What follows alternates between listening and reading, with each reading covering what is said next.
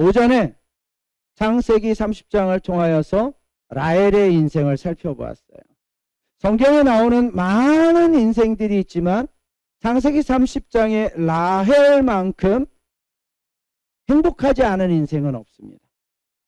왜냐하면 그는 항상 시기심에 걸려 있어요. 항상 부족하여서 만족할 줄을 모르는 삶 가운데 빠져 있습니다. 그래서 행복이라는 이 단어가 라헬하고는 맞지가 않아요. 그 라헬이라는 의미가 암양이라는 사랑스럽다라는 의미를 가지고 있음에도 불구하고 성경이 창세기 29장 17절을 통하여 라헬의 외모에 대해서 곱고 아리답다라고 평할 정도로 그는 많은 사람들이 보기에 시선을 빼앗을 만큼의 외모를 갖추고 있음에도 불구하고, 그리고 결혼 정년기에 만난 야곱을 통하여 그 누구보다 아낌없는 많은 사랑을 받고 있었음에도 불구하고 라헬은 끊임없이 시기를 합니다. 그리고 끊임없이 만족하지 못하며 계속해서 요구를 하는 모습들을 보여주고 있습니다. 우리네 삶이 그와 같이 되면 행복할 수 없다라는 것입니다. 그래서 그 만족, 행복을 위하여서는 감사가 있어야 될 것이고 하나님을 향한 찬양이 있어야 될 것이다 라는 것을 오전에 살펴보았습니다. 오후에도 그 연장선에서 살펴보고자 합니다. 만족하는 삶, 과연 만족하는 삶은 어떠한 삶인가? 오늘 바울은 빌립보서를 통하여서 내가 일체의 비결을 배웠다라고 이야기를 합니다. 그 일체의 비결이라는 것은 뭐냐? 내가 어떤 상황에 놓였을지라도 그 상황에 적응할 수 있는 그러한 능력을 내가 어떻게 갖출 수 있는지를 알게 되었다라는 거예요. 그런데 그렇게 이야기하고 있는 빌립보서 4장에서 앞부분에 바울이 이렇게 이야기합니다. 우리 모두가 알고 있는 빌립보서 4장 6, 7절 말씀 가운데 너희는 아무것도 염려하지 말라 모든 일에 기도와 간구로 하되 감사함으로 하나님께 아뢰라. 그리하면 이 모든 지각에 뛰어나신 하나님의 평강이 그리스도 예수 안에서 너희 마음과 생각을 지키시리라. 아멘. 어분아이 3년 참는다. 안경 쓰고 안경 찾는다. 왜 그럴까요? 왜 그럴까요? 치매라서. 예, 치매라서 그럴 수도 있습니다. 예. 왜 그러냐면 사람이 조급해서. 전에도 이야기하였던 것처럼 창세기 22장에 하나님께서 아브라함을 향하여서 이삭을 제물로 바쳐라 라고 했을 때 그 아브라함의 마음이 과연 편했을까? 편하지 않았을 것 같아요. 그럼 과연 어떠한 마음이었을까? 엄청난 고통과 괴로움이 수반되는 시간이었을 것입니다. 왜냐하면 100세에 얻은 아들이거든요. 왜냐하면 그 100세에 늦지막히 얻은 아들과 무려 17년의 시간을 사랑을 나누었거든요. 그런데 그렇게 사랑을 나누었던 아들을 죽여라 라고 하였을 때에 그 마음이 얼마나 복잡했을까. 모리아산에 하나님이 명하신 그 산중턱에 제사를 지내는 장소에 도착하여서 제단을 만들고 나무를 쌓아서 불을 지필 준비를 해놓고 그 위에 이삭을 꽁꽁 묶어서 뉘어놓고 그리고 그 이삭을 죽이려고 칼을 들고 흔들려는 그 순간까지 아브라함의 눈에는 아무것도 보이지 않았어요. 뭐가 특히 안 보였을까요? 엄청나게 큰 순양이 뿌리 옆에 걸려가지고 바둥바둥 대고 있는 게 안 보여. 성경은 하나님이 아브라함아, 아브라함아, 네가 하려는 일을 멈추어라. 네가 이제야 하나님을 사랑하는 줄 내가 알았다. 라고 이야기하시면서 아브라함을 멈추게 하시는 장면이 나옵니다. 그제서야 아브라함이 눈을 돌려보니 옆에 순양이 뿔이 걸려 있더라는 거예요.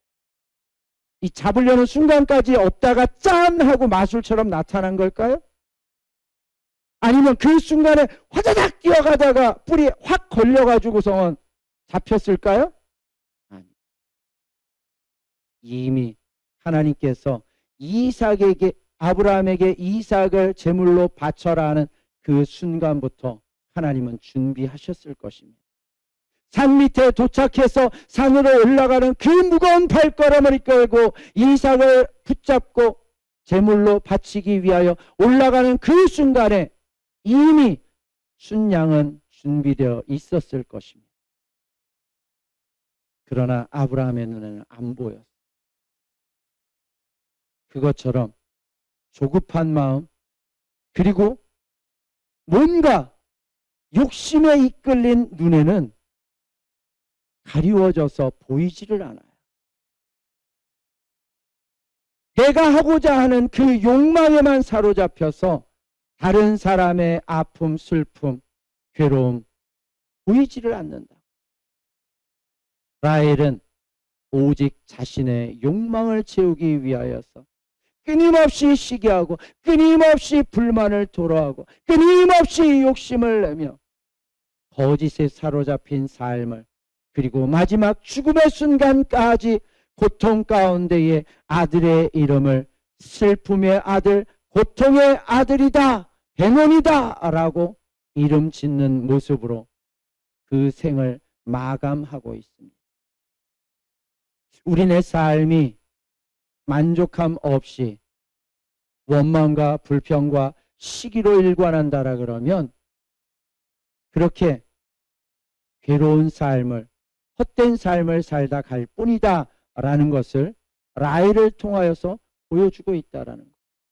그러나 예수님은 진정 하나님을 향한 끊임없는 감사와 하나님을 향한 끊임없는 신뢰와 하나님을 향한 끊임없는 순종을 통하여서 빌립보서 2장 10절에 이야기하기를 하나님께서 그를 지극히 뛰어나게 하사 그의 이름을 하늘에 있는 것, 땅에 있는 것, 땅 아래에 있는 모든 것들을 그 이름에 무릎을 꿇게 하셨다라고 기록하고 있습니다.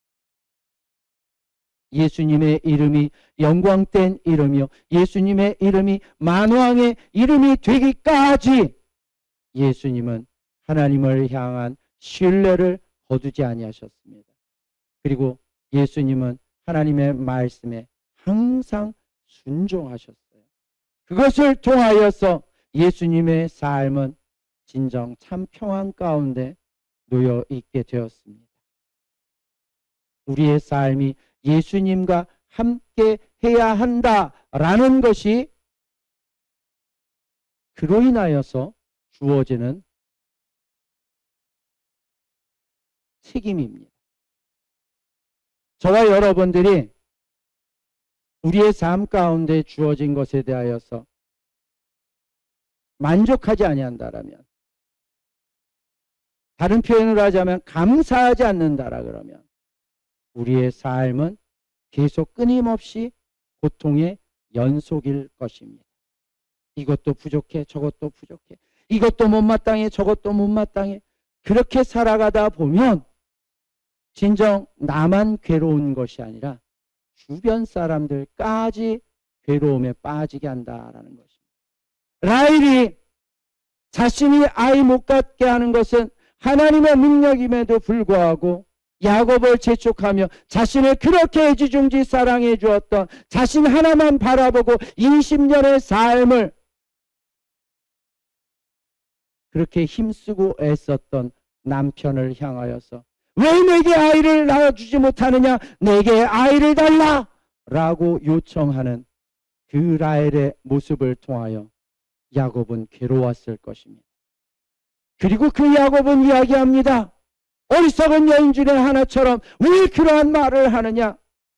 당신을 잉태케 못하는 것을, 당신이 자녀를 못 갖게 한 것을 하나님이거늘 왜 나보고 아이를 달라 하느냐? 라고 성경은 기록되어 있습니다.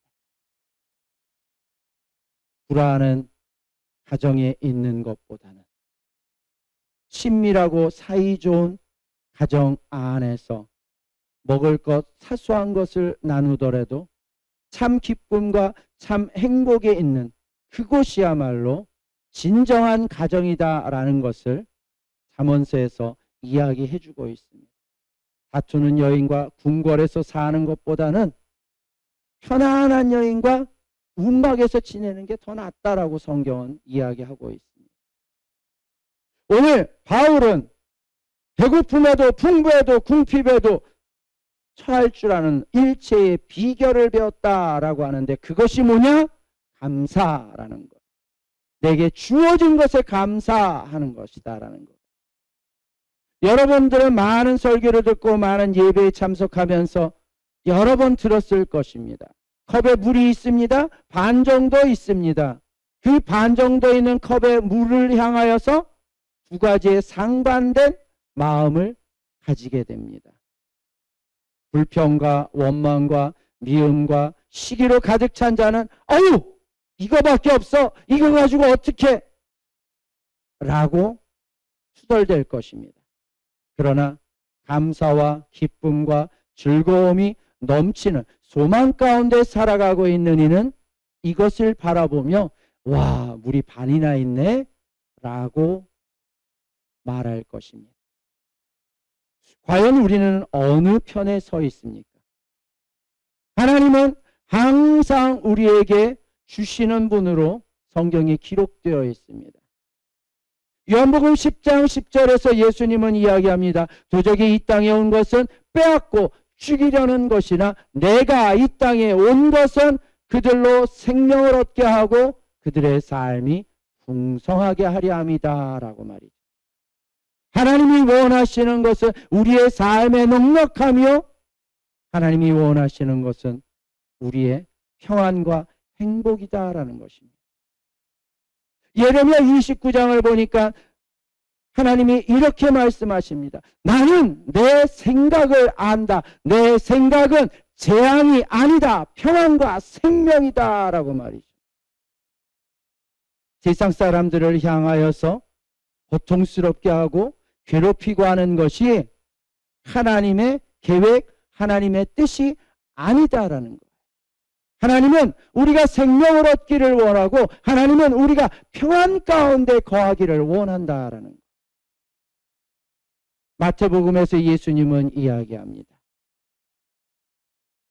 아비가 아무리 악한 자라 할지라도 자녀가 떡을 달라 그러는데 돌을 줄 자 없다. 생선을 달라 그러는데 뱀을 줄 자 없다.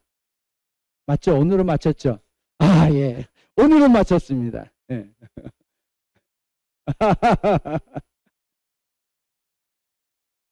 예. 앞에서 전하는 자가 똑바로 못 전하면 잘못된 지식을 가지게 돼요. 예. 떡을 달라 그럴 때 돌을 주고 생선을 달라 그럴 때 뱀을 주겠느냐?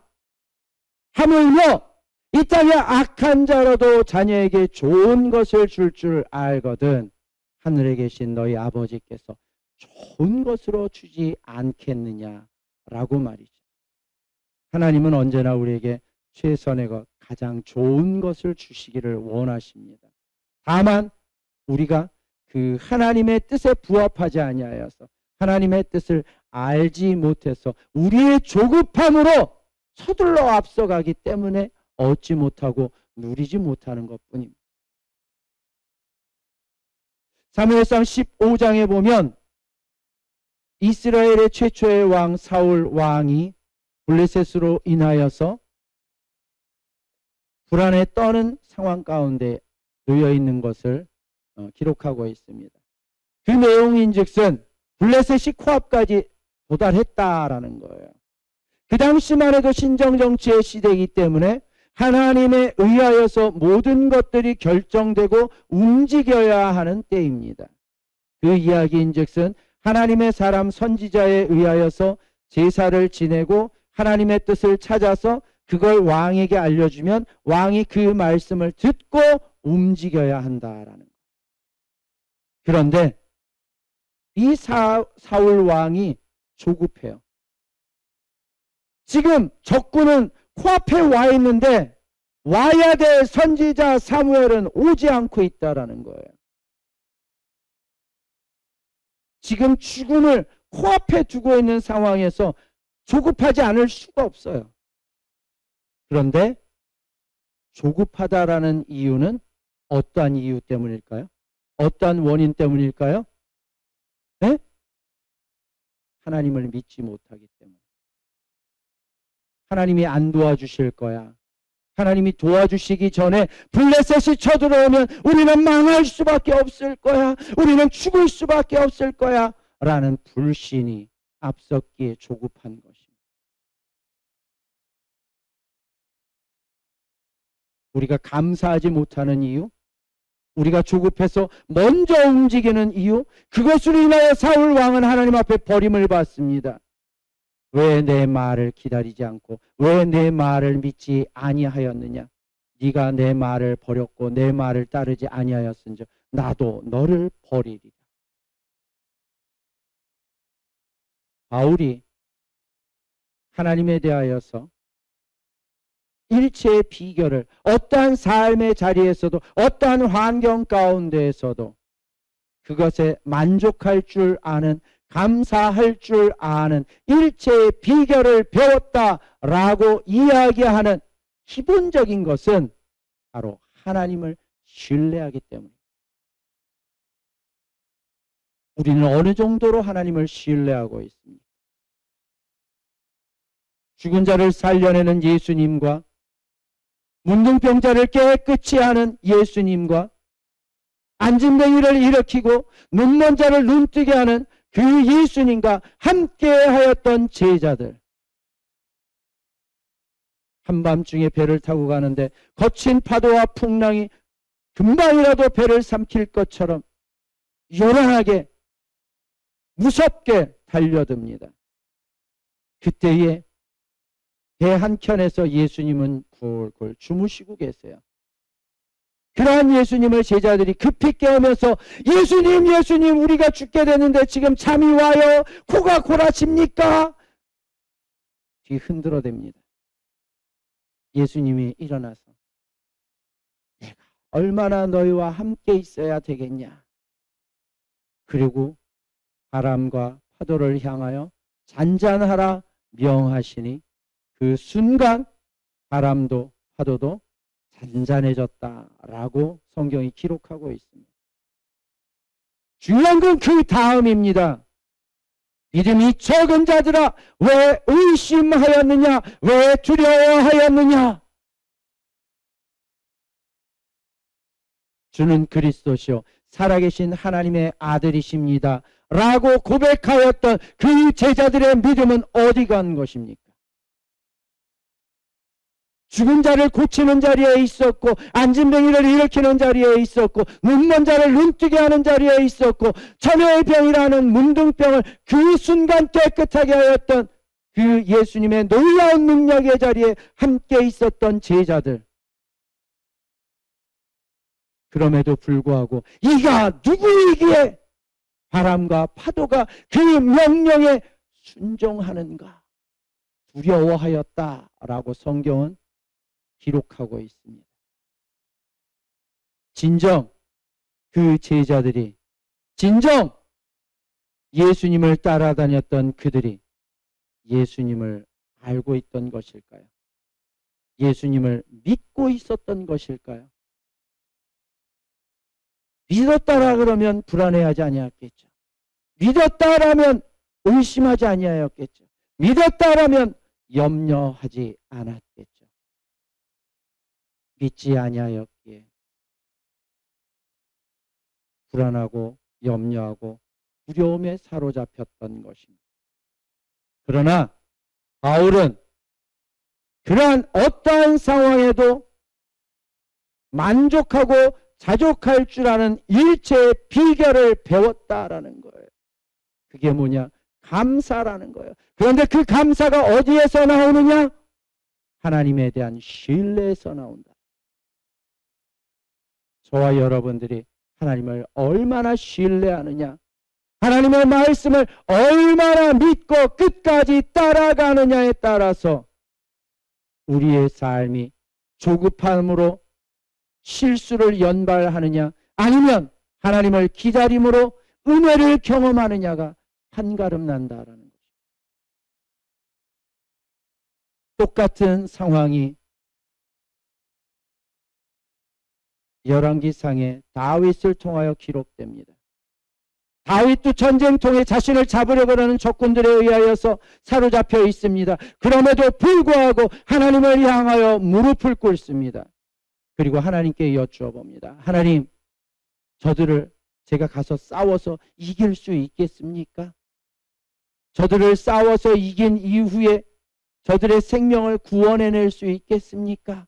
내가 어떻게 하면 좋겠습니까? 하나님께 묻고 움직이는 다윗의 모습. 그 결과는 사울의 결과와 판이하게 다릅니다. 사울은 조급함으로 자신의 행동을 취함으로 인하여서 하나님 앞에 버림을 받았지만, 다윗은 하나님의 말씀을 기다리며 하나님의 때를 따라 하나님의 방법을 따라 움직였을 때 가는 곳마다 승리의 깃발을 휘날리게 됩니다. 우리의 삶이 하나님을 믿고 의지하여 감사한다라고, 내게 주어진 그 감사가 더 많은 감사를 불러오게 될 것입니다. 그러나 이스라엘 사람들이 40년 광야 삶 가운데 끊임없이 하나님을 향하여 원망하고 불신하고 하나님을 향하여 불만을 토로하였을 때 그들에게 주어진 것은 하나님의 심판뿐이었습니다. 그리고 그 결과는 모두가 사망에 빠졌을 뿐이었습니다. 저와 여러분, 우리가 어떻게 살아가느냐에 따라 조급함으로 내가 해결하고자 하느냐, 아니면 하나님을 신뢰하여 하나님 앞에 맡기고 따라가느냐에 따라서 우리의 삶의 만족도는 달라질 것입니다. 만족하는 삶을 원하십니까? 그렇다라 그러면 기다릴 줄 알아야 합니다.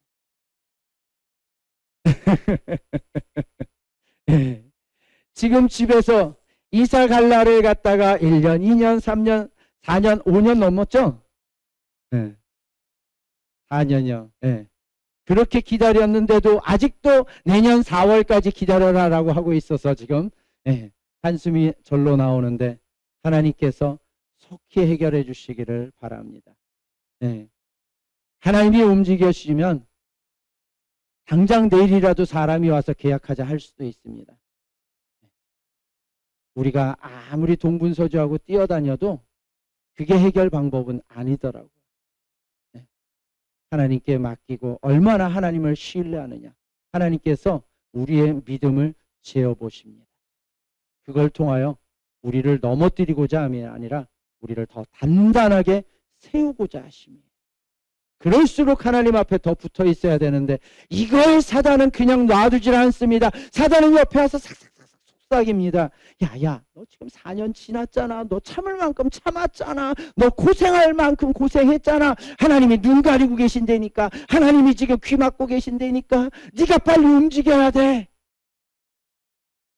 그러나 그건 사단의 속삭임일 뿐 하나님의 뜻이 아닙니다. 하나님이 원하시는 것은 우리 오명희 집사님이 행복하고 평안한 보금자리에 거하는 것이지, 괴로움 당하는 걸 하나님이 원하시는 게 아니에요. 하나님께서 원하시는 것은 우리의 인생들이, 하나님을 따르는 하나님의 백성, 하나님의 자녀들이 고통 가운데 있는 것을 원하지 않습니다.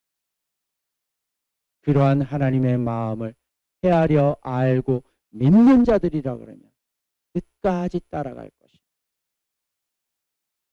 성경에 보면 돌아온 탕자의 이야기가 있습니다. 그 돌아온 탕자에 보면 그 돌아온 탕자 작은 아들의 포커스가 맞춰져 있어요. 그런데 우리는 거기에서 큰 아들에 대한 것도 집중해서 살펴보아야 합니다. 그 큰 아들이 작은 아들이 돌아왔을 때에 잔치 소리가 엄청 크게 울려 퍼지고 모두가 기뻐하는 그 현장의 모습을 보면서 대노합니다. 그리고 아비가 들어와라 너도 함께 즐기자라고 할 때 싫어요 안 들어가요 어떻게 이럴 수가 있어요 내가 이렇게 고생하고 있는데 나한테는 어린 양새끼 하나 안 잡아주시더니 아버지의 재산을 반이나 뚝 띄어서 가지고 가서 허랑방탕하게 다 없애버리고 돌아온 저놈의 자식 뭐가 이쁘고 뭐가 사랑스럽다고 소를 잡아가지고 이렇게 잔치를 베풉니까? 할 때에 그 아비가 잃었다가 죽었다가 돌아온 듯한 자녀를 얻었으니 얼마나 내 기쁨이 기쁘겠냐. 제발 나와 함께 기뻐해다오 라는 그 아비를 향하여서 싫어요 그렇게 못해요 라고 하면서 끝까지 어긋장 놓는 그 큰아들을 향하여 아비의 한마디 말 얘야 너는 나와 함께 하고 있지 않니 내게 있는 모든 것들이 네 것이다 내게 있는 모든 것들이 다 네 것이다 우리에게 있는 것에 대하여서 감사할 줄 모르면 넉넉함을 빼앗기게 됩니다. 큰아들이 아비의 마음을 헤아려 알 줄 알았다라 그러면 큰아들이 내게 아버지로 말미암아 주어진 그 상속 재산에 대하여 감사할 줄 알고 만족할 줄 알았다라면 아버지의 그 마음을 헤아려 함께 기뻐했을 것입니다. 함께 즐거워했을 것입니다. 돌아온 그 동생을 향하여 어긋맡겨서 안고 기뻐하며 그를 즐겁게 맞이해 주었을 것입니다. 그러나 그 큰아들은 아버지의 그 마음을 헤아리지 못했어요. 그 큰아들은 자신에게 주어진 것을 알지 못했어요. 그저 나가서 일하면 그저 부지런하기만 하면 아비의 마음에 만족될 것이다 라고 잘못된 생각을 가지고 있었습니다. 혹여 우리도 그러고 있지는 않습니까? 진정 아비가 원하는 것은 아비와 함께 즐거워하는 것입니다. 일하는 일꾼으로 아들을 세워놓은 게 아니에요. 하나님께서 우리에게 주신 책임, 책무, 그거는 결코 우리로 하여금 무조건 일만 해! 그렇게 소처럼 일하라고 우리를 부르시고 세우신 게 아닙니다. 하나님께서 우리에게 주어진 것을 우리가 함께 누리고 기뻐하며 하나님의 마음과 하나 되기를 원하고 계시는 거예요. 그러려면 내게 주어진 것에 감사할 줄 알아야 합니다. 내게 있음에도 불구하고 감사할 줄 모르면 마음이 다칠 수밖에 없어요. 성경에 야곱과 에서의 이야기가 나옵니다. 우리가 창세기를 살펴보고 있기에 조금 있으면 그 대목까지 이르게 될 터인데 그 대목에서 우리가 간과하고 지나가는 게 있어요. 그게 뭐냐면 야곱이 에서가 자신의 장자권을 자신의 축복권을 뺏어간 걸로 인하여서 야곱을 죽이려 하였고 그 죽이려 하는 그 살인을 모면하고자 도망갔잖아요. 그리고 그 도망갔던 야곱이 엄청난 부를 축적해서 하나님의 복을 가지고 금이환양 돌아옵니다. 돌아오는 과정 가운데에 에서를 만나게 돼요. 맞닥뜨리게 돼요. 근데 자신을 죽일 것 같은 자신의 것을 다 빼앗을 것 같은 그 에서가 야곱을 어긋맡겨 안고 울었다라고 성경은 기록하고 있습니다. 왜 그렇게 기록해 놓았을까요? 무엇이 에서로 하여금 자신의 것을 다 빼앗은 이 못된 놈 거짓말쟁이 야곱 너는 내가 반드시 죽인다 이를 득득 깔았던 그 에서가 무엇 때문에 야곱을 용서하고 받아주며 함께 기뻐할 수 있었을까요? 하나님이 주신 복 때문입니다. 하나님이 성경에 기록하기를 에서로 하여금 큰 민족을 이루게 하고 그리고 에서로 하여금 많은 부를 누리게 하였다라고 기록하고 있습니다. 넉넉함에서 오는 그 만족함에서 오는 여유가 야곱을 용서할 수 있게 만들었다라는 것입니다. 그런데 왜 우리는 하나님이 우리에게 주신 것이 있음에도 불구하고 만족할 줄 모르고 항상 조급함에 쫓겨 사느냐라는 거예요. 이거 준비해야 돼. 이거 준비해야 돼. 왜 맨날 쫓겨다니면서 준비하느라고 바쁘냐고. 하나님이 우리를 그렇게 준비하는 인생으로 허덕이는 인생으로 그렇게 살기를 원하셨을까요? 그리고 그것이 네가 부지런한 이유이다 칭찬하셨을까요? 하나님이 원하시는 것은 하나님을 향한 신뢰를 원하고 계십니다. 하나님을 향한 그 신뢰가 우리의 삶에 감사가 주어지게 하고 그리고 그 감사가 우리의 삶의 반경을 바꾸어 놓습니다.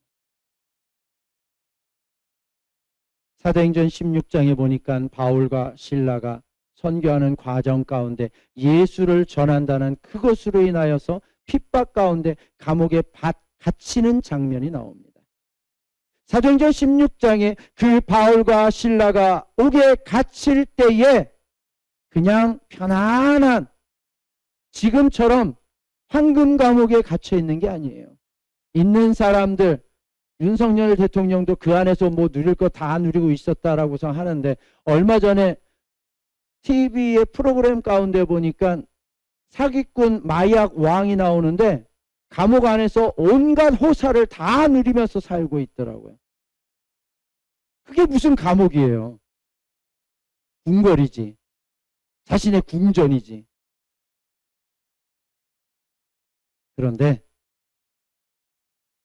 바울과 실라는 그러한 감옥이 아니라 실컷 두들겨 맞고 빛 하나 없는 깊은 감옥에 그것도 그냥 갇혀 있는 게 아니라 손발에 쇠고랑 착고에 채워져서 옴짝달싹 못하게 만들어 놓은 상태입니다. 하나님, 어떻게 이럴 수가 있어요? 아니 내가 하나님을 향해 가지고 얼마나 애쓰고 돌아다녔는데 나를 이렇게 고통 가운데 집어넣어요. 지금 보고 계세요? 듣고 계세요? 불타고 날만도 한데 성경은 이렇게 기록합니다. 바울과 실라가 한밤중에 찬양하였다. 바울과 실라가 찬양하는 그 순간 하나님께서 천사를 보내사 옥토가 흔들리게 하고 그 지진과 맞물려서 온문이 활짝 다 열렸다라고 이야기하고 있어요. 그리고 묶여있던 착고가 풀어졌다. 사람들이 꽁꽁 자물쇠로 묶어놓은 그 착고가 어떻게 자연스럽게 홀로 저절로 풀어질 수 있느냐 말입니다.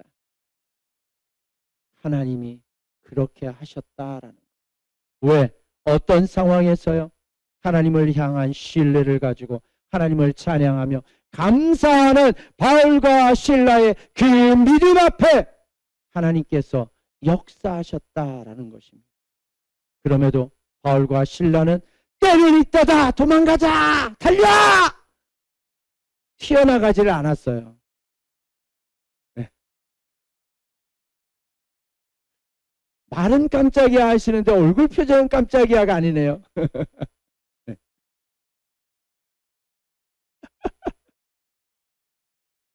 예. 바울과 실라가 그 상황 가운데에서도 도망을 안 가고 그냥 있더라. 더 신기한 것은 그 안에 온갖 죄수들이 다 갇혀 있었는데 바울과 실라가 있는 곳만 문이 열린 게 아니에요.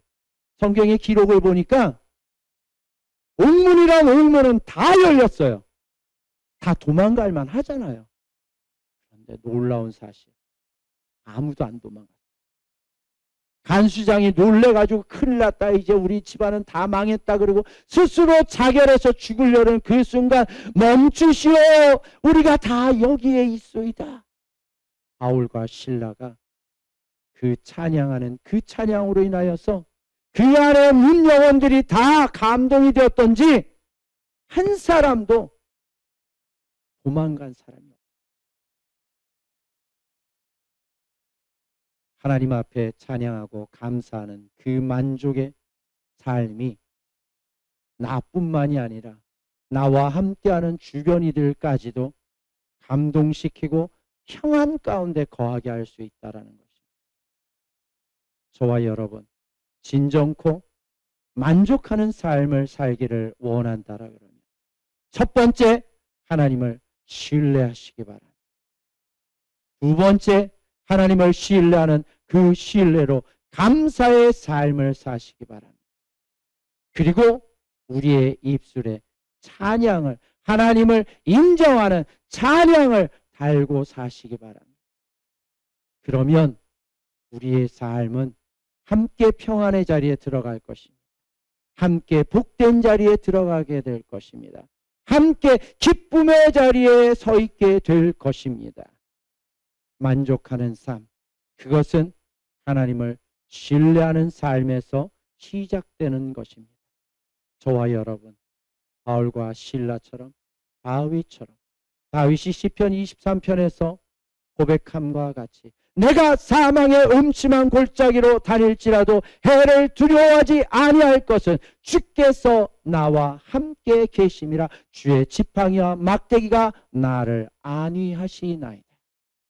그 고백이 오늘 저와 여러분들의 고백이 되어서 진정 만족하는 삶의 자리에 서 있기를 바랍니다. 기도하겠습니다.